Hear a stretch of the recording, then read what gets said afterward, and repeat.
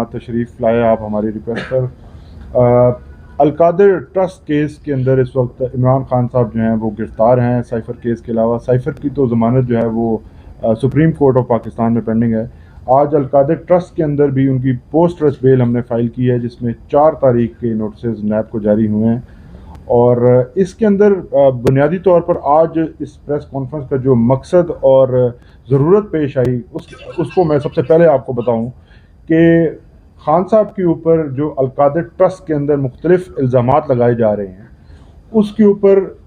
Court के अंदर जो कुछ होता है वो यहाँ पर रिपोर्ट नहीं हो पाता, क्योंकि तमाम कार्रवाई जेल के अंदर होती है और ओपन ट्रायल जो है वो खान साहब को इसके अंदर नहीं मिल रहा। रिमांड के दौरान जब भी तफ्तीश की रिक्वेस्ट की जाती थी नैब की तरफ से, तो वो तमाम जो केस उनका अंदर वो प्रेजेंट करते थे उससे बरअक्स मीडिया के अंदर जो है वो रिपोर्ट किया जाता था। खुसूसी तौर पर जब बात आती है कि 458 कनाल ज़मीन जो है जो अलकादिर ट्रस्ट की मलकियत है, उस ज़मीन के बारे में बहुत से शकूक व शुबहात जो हैं वो पाए जा रहे हैं। तो इसी सिलसिले में आज हमने खान साहब की हिदायत के ऊपर उसके जो ट्रस्ट डीड हैं और डोनेशन डीड है उनको पब्लिक करने का फ़ैसला किया है। आपके सामने रखेंगे कि उसके अंदर क्या मामला थे। लेकिन उससे पहले खान साहब को आप सब जानते हैं, इमरान खान की जो पूरी ज़िंदगी है वो एक खुली किताब है। इमरान खान की सियासी ज़िंदगी हो, उनकी समाजी ज़िंदगी हो या उनकी खेल की दुनिया, आप तमाम जानते हैं कि उनकी खदमात तमाम शोबा है ज़िंदगी में टॉप ऑफ द लिस्ट हैं। ख़ास तौर पर अगर हम जिक्र करें कि शौकत खानम जिस तरह से चल रहा है और इसके अलावा उनके दीगर जो खैराती काम है, नमल यूनिवर्सिटी है, तो ये तमाम ऐसे इदारे हैं जो खान साहब की क्रेडिबिलिटी के ऊपर चल रहे हैं। खान साहब की क्रेडिबिलिटी को पूरी दुनिया जानती है और ये केसेस जो ख़ास तौर पर बनाए गए हैं, ये केसेस इसीलिए बनाए गए हैं कि उनकी क्रेडिबिलिटी को जो है वो नुकसान पहुंचाया जा सके। और उसी नुकसान का जो एक शक्ल है वो ये है कि गलत इन्फॉर्मेशन आप तक पहुंचती है। आपको जो इन्फॉर्मेशन पहुंचाई जा रही है वो बिल्कुल हक़ाइक़ के बरअक्स है। ख़ुसूसी तौर पर जैसे मैंने कहा कि जो ज़मीन की मालियत है या ज़मीन की जो ओनरशिप है उसके बारे में जब बात की जाती है तो इस तरह का एक तासुर दिया जाता है कि जैसे खान साहब ने ज़ाती इस्तेमाल के लिए ये ज़मीन हासिल की। बिल्कुल इस तरह की कोई हकीकत नहीं है। आज तमाम कागजात आपके सामने रखेंगे और ये बात भी करना बहुत ज़रूरी है कि अलकादिर ट्रस्ट जो है ये खान साहब के का आइडिया था और खान साहब का जो आइडिया है वो उसी लाइन के ऊपर था और उसी सोच और उन्हीं लाइंस के ऊपर इसको खड़ा किया गया और इसके जो मकासद हैं वो भी उसी तरह से हैं। इसमें ज़ाती जो फ़ायदा है किसी भी किस्म का वो लेने का ना तो कोई आंसर शामिल है और ना ही सवाल पैदा होता है। अब इसकी तफसीलात जो हैं वो मैं अगर आपके सामने रखूं, सबसे पहले अलकादिर ट्रस्ट की जो ट्रस्ट डीड है वो हम आपके सामने रखते हैं कि अलकादिर ट्रस्ट की जो ट्रस्ट डीड है जिसके ऊपर वो चल रहा है और रजिस्टर हुआ है, इसके बुनियादी तौर पर 2 ट्रस्टीज़ हैं, इमरान खान साहब और उनकी अहलिया बुशरा बीबी साहिबा, और उनके अलावा इसका एक बोर्ड है जो इसको संभाल रहा है। जी 2 ट्रस्टीज़ हैं। खान साहब और बेगम साहिबा का जो किरदार है वो बतौर ट्रस्टी है और इसकी डे टू डे एडमिनिस्ट्रेशन के अंदर खान साहब का या बेगम साहिबा का किसी किस्म का कोई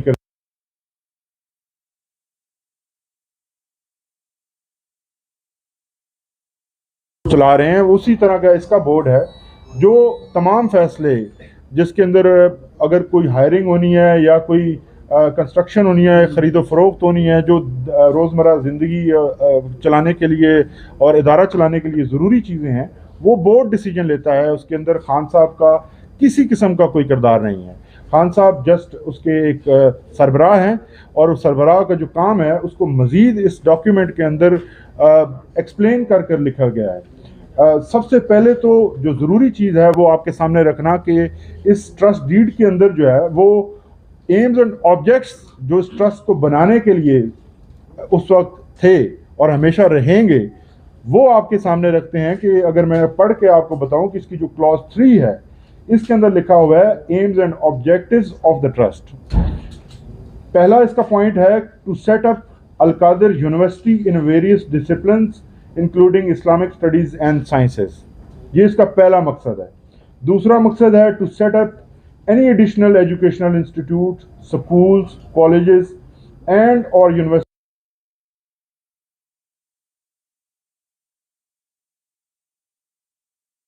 quality education to all sections of the society regardless of the caste, creed, race, religion or financial standings। तो ये ब्रीफली इसकी एम्स एंड ऑब्जेक्ट्स हैं, जिसके मुताबिक इसके आगे और भी हैं, मैं आपके हवाले ये करूँगा तफसील के साथ, आप पढ़िएगा और इसको तमाम जगहों पे बताइएगा भी कि ये इदारा बुनियादी तौर पर उन लोगों के लिए बनाया गया जो लोग तालीम से बहरामंद नहीं हो सकते,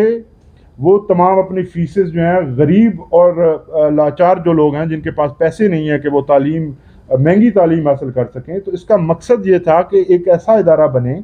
जो दीनी तालीम के साथ साथ मॉडर्न साइंटिफिक तालीम भी एक ही छत के तले मिले, क्योंकि पाकिस्तान के अंदर जिस तरह से आपको मालूम है कि दीनी तालीम के लिए अलग एक चैनल है और साइंस की जो तालीमात हैं उनके लिए और चैनल और यूनिवर्सिटीज़ और इदारे हैं। तो खान साहब ने इन दोनों को एक ही छत के तले जो है वो प्रोवाइड करने के लिए ये इदारा कायम किया। इसके बाद आते हैं कि ट्रस्ट डीड के अंदर जो खान साहब के किरदार है और ख़ास तौर पर जो मॉनिटरी मामलात हैं उसके बारे में क्या लिखा गया है, और ये मॉनिटरी मामलात के बारे में जो इस ट्रस्ट डीड के अंदर लिखा गया है ये बिल्कुल उसी तरह की का स्टेटस है जो कि खान साहब, शौकत खानम और नमल और दीगर जो उनके इदारे हैं उसी तरह का स्टेटस है और वही टर्म्स एंड कंडीशंस हैं, ये कोई उससे अलग नहीं है। सबसे जो बुनियादी जो चीज़ जो आप सबको मालूम होनी चाहिए और पूरी कौम को मालूम होनी चाहिए वो इसकी क्लॉज 10.2 के अंदर लिखा हुआ है, the trustee shall not be entitled to receive any remuneration, यानी किसी किस्म की कोई तनख्वाह, कोई बेनिफिट, कोई पर्क खान साहब या दूसरी जो उनकी बेगम साहिबा हैं वो इसमें नहीं हासिल कर सकते। तो ये वाज़ेह करना बहुत ज़रूरी है कि आज तक नैब की तफ्तीश के अंदर भी किसी जगह पर किसी किस्म का बेनिफिट खान साहब या उनके किसी रिश्तेदार या उनकी जो फैमिली है उन्हें नहीं मिला, और ना इस किस्म का कोई केस है। नैब का जो केस है उसके बारे में भी मैं आपको आगाह करूँगा, लेकिन चूँकि ये इम्पॉर्टेंट है इसको आज हमने हाईलाइट करना है इसलिए आपके सामने पेश हुए हैं। दूसरा जो इसमें नुक्ता है वो बहुत ही इम्पॉर्टेंट है साथ ही कि no trust property income and और trust property shall be paid transferred directly और indirectly by way of profit, dividend, bonus और otherwise to any of its trustees और देयर रिलेटिव्स। हालांकि ट्रस्टीज सिर्फ दो हैं, लेकिन साथ में ये भी लिखा हुआ है कि ट्रस्टीज के रिश्तेदारों को भी कल को अगर इनमें से कोई उनकी ज़िंदगी के बाद की जो सूरत हाल है उसके ऊपर ये बात की जा रही है और इसको सेव किया जा रहा है कि ये जो ट्रस्ट की जितनी प्रॉपर्टी है वो ना ट्रस्टीज़ उसको ज़ाती इस्तेमाल में ला सकते हैं, ना ट्रस्टीज़ जो हैं वो इसको अपने नाम पर ट्रांसफ़र कर सकते हैं, और ना ही कभी इनका कोई रिश्तेदार इसको दोबारा जो है वो अपने ज़ाती इस्तेमाल के लिए ला सकता है। तो ये एक ट्रस्ट है जिसने हमेशा रहती दुनिया तक इसी पर्पज़ के लिए कायम रहना है और इसकी प्रॉपर्टीज़ इसकी ही मलकियत रहेंगी। ट्रस्टीज़ को तब्दील करने का जो प्रोसेस है वो भी इसके अंदर मौजूद है कि अगर ट्रस्टीज़ नहीं रहते, खान साहब ताहयात इसके ट्रस्टी हैं, खान साहब के बाद की जो सूरत हाल है उसके बारे में भी ये लिखा गया है, और ये सिर्फ तालीमी जो मकासद हैं उनके लिए ही इस्तेमाल होगा। इसके अलावा जो दीगर पॉइंट्स हैं वो आपके सामने रखे जाएंगे, आपको मैं ये कॉपीज़ जो हैं वो प्रोवाइड करूँगा। अब दूसरी इम्पॉर्टेंट चीज़ जो है वो बैरियर टाउन का इसके अंदर किरदार है। उसके लिए ज़रूरी है कि हम आपको केस का जो बैकग्राउंड है वो थोड़ा सा साथ में बताएं, और उसके बाद जो है बैरियर टाउन के साथ किन टर्म्स के ऊपर और क्या बात की गई और क्या उनका किरदार था और उनसे क्या लिया गया। बुनियादी तौर पर ये जो केस नेशनल क्राइम एजेंसी बरतानिया के अंदर ये तफ्तीश जो है वो शुरू की गई जब हसन नवाज शरीफ की जो प्रॉपर्टी है उसको एग्जॉर्बिटेंट प्राइस के ऊपर मलिक रियाज फैमिली ने वहाँ पे ख़रीदा। उस वन हाइट पार्क वो प्रॉपर्टी जी, वन हाइड पार्क को ख़रीदने की जो पेमेंट वहाँ पर की गई उसको नेशनल क्राइम एजेंसी ने एक मशकूक ट्रांजैक्शन समझते हुए उसके ऊपर एक्शन लिया और उन्होंने देखा कि इस कंपनी की जिसकी जानिब से यानी बैरियर टाउन की जानिब से जो पेमेंट की गई है ये गैर मामूली पेमेंट है। और दूसरे नंबर पर चूँकि इनका वहाँ पर कोई कारोबार नहीं था तो उन्होंने इस तफ्तीश के दायरा कार को बढ़ाया और ये तमाम हक़ाइक़ जो हैं वो जो पनामा केस के अंदर जो और बाकी जो 10 कंपनीज रजिस्टर्ड का जो केस था वो जो पनामा के केसेस थे उनके अंदर इनका जिक्र मौजूद है कि ये किस तरह से है। उसी कंटिन्यूटी के साथ जो है जो दीगर अकाउंट थे मलिक रियाज फैमिली के उनको नेशनल क्राइम एजेंसी ने अपने तई जो है अपने कानून को इस्तेमाल करते हुए उन्होंने उसको फ्रीज़ किया और उनकी अदालत से ये फ्रीजिंग ऑर्डर लिया और ये इन्वेस्टिगेशंस उन्होंने जारी रखी। अब यहाँ पर इम्पोर्टेंट सवाल ये है कि वो इन्वेस्टिगेशंस आपके सामने अभी मशरिक बैंक का जो सीएम फाइल की गई है सुप्रीम कोर्ट ऑफ पाकिस्तान में, जो हमारी कंटेंशन है पहले दिन से कि ये पैसा ना हुकूमत पाकिस्तान का था, ना हुकूमत पाकिस्तान ने इसके ऊपर पाकिस्तान के अंदर या बरतानिया के अंदर किसी किस्म की कोई कंप्लेंट फाइल की थी। ये पैसा मलिक रियाज फैमिली की एक प्राइवेट एंड उनका अकाउंट्स के अंदर मौजूद था जिसको मशकूक समझते हुए वहाँ की क्राइम एजेंसी ने तफ्तीश की। उसके बाद मलिक रियाज फैमिली और जो नेशनल क्राइम एजेंसी है उनका आपस में एक एग्रीमेंट हुआ, जिस एग्रीमेंट के तहत मलिक रियाज फैमिली ने ये वहाँ पर बताया उनको और उनके साथ एग्री किया कि ये पैसा हम वापस अपने मुल्क लेकर जाएंगे। तो उस फैसिलिटेशन के लिए, उस पैसे को वापस लाने के लिए हुकूमत पाकिस्तान ने जो किरदार अदा किया वो उस वक्त का आपके सामने है कि वो पैसा आज तक इतनी बड़ी तादाद में कभी पाकिस्तान वापस नहीं आया। तो जिसके ऊपर नैब ने और तमाम दीगर इदारों ने क्रेडिट लिए हैं, तारीख गवाह है कि प्रेस रिलीजेस जारी हुई और जो एनुअल इनकी तरफ से फिगर्स दिए गए, नंबर दिए गए नैब की जानिब से, उसके अंदर ये रकम बतौर रिकवरी की रकम हमेशा से रिफ्लेक्ट होती रही और हमेशा जो है वो रहेगी। आज जो केस बनाया गया, इस केस को आप देखते हैं तो उसके दो हिस्से हैं। अब उस रकम की वापसी को मशकूक बनाया जा रहा है और उसको अलकादिर ट्रस्ट के साथ जोड़ा जा रहा है, जबकि अलकादिर ट्रस्ट एक इंडिपेंडेंट ट्रांजैक्शन है मलिक रियाज फैमिली की। हम बेशक स्पोक्स पर्सन नहीं है, लेकिन आप तमाम पाकिस्तानी जानते हैं कि वो किस तरह से खैराती काम करते हैं और मुख्तलिफ़ किस्म की जो चैरिटीज़ हैं वो चला रहे हैं। तो यहाँ पर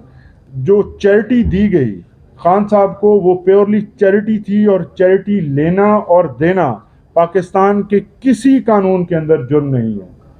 पाकिस्तान के कानून के मुताबिक एक रजिस्टर्ड इदारे ने एक दूसरे रजिस्टर्ड इदारे को खैरात दी है और वो खैरात दिया जाना उसको एक ऐसा रंग दिया जा रहा है जैसे पाकिस्तान का जो पैसा है वो लूट कर खा। वो अमाउंट आज तक जो है वो सुप्रीम कोर्ट के अकाउंट में रही। अभी सुप्रीम कोर्ट ऑफ पाकिस्तान ने उसमें ऑर्डर भी जारी किया है कि ये अमाउंट जो है वो फेडरल गवर्नमेंट को दे दी जाए। अब जब वो रकम हुकूमत पाकिस्तान के पास आ गई है और उसके बाद जो दीगर चीज़ें हैं वो वाज़ेह हो चुकी हैं कि ये केस सिरे से एग्जिस्ट ही नहीं करता, इसमें जो जुर्म का सवाल है वो पैदा ही नहीं होता। जो डोनेशन डीड है, अब मैं उस तरफ आता हूँ, फिर जो है वो आखिरी जो हमारा हिस्सा है उसके बारे में आपको सरदार लतीफ़ खोसा साहब के फरजंद जो हैं हमारे साथ शहबाज खोसा साहब, ये भी आपको इसके ऊपर गाइड करेंगे और हम जो है वो तमाम डॉक्यूमेंट्स आपके हैंड ओवर करेंगे। जो डोनेशन डीड है मलिक रियाज फैमिली और अलकादिर ट्रस्ट के दरमियान, उसकी क्लॉज 1.8 के ऊपर आपको लेके जाऊंगा जो बहुत वाज़ेह है, जिसके अंदर ट्रस्ट डीड की और ट्रस्टीज़ का जो रोल है उसको दोबारा से हिफ्ज़ मा तक़द्दम के तौर पर दोबारा से लिखा गया है। ये जो टर्म्स हैं ये मलिक रियाज फैमिली की तरफ से आई, जिसको अलकादिर ट्रस्ट की इंतज़ामिया ने एज इट इज़ कबूल किया, क्योंकि ये इसमें ना कोई छुपाने का अंसर था और ना ही इसमें कोई जुर्म जो है वो हो सकता था। इसकी क्लॉज 1.8 है, वो मैं आपको पढ़ के थोड़ा सा बताता हूँ कि the donor further declares, donor मतलब barrier town, further declares that the land and the building facilities, infrastructure and amenities etc. completed thereon are exclusively for the benefit of the trust and for the use of objects and purposes mentioned in this agreement, and no trust or any other employee shall have any right, title or entitlement to the said land and building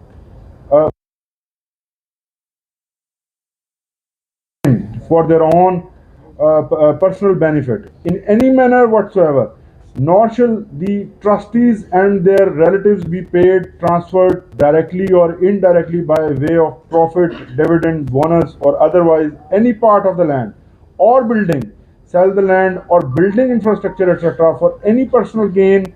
provided however, ये भी इसमें एक अहम shake है कि अगर इस university का किसी वजह से यूनिवर्सिटी जो बनाई जा रही थी, अगर इसका जो तकमील है वो नहीं होती तो उसके बाद इस प्रॉपर्टी का क्या होगा, provided however that if for some reason the land and building is not required for the purpose of proposed Al-Qadir University, then the trust shall be authorized to utilize the same for the purposes of the trust only as mentioned in the trust deed of the trust. इसमें लिखा गया है वाज़े तौर पर कि ये अगर कल को यूनिवर्सिटी के पर्पस के लिए इस्तेमाल नहीं होती और ये यूनिवर्सिटी काम नहीं कर पाती किसी भी वजह से, तो जो प्रॉपर्टी है या इस पे जो सामान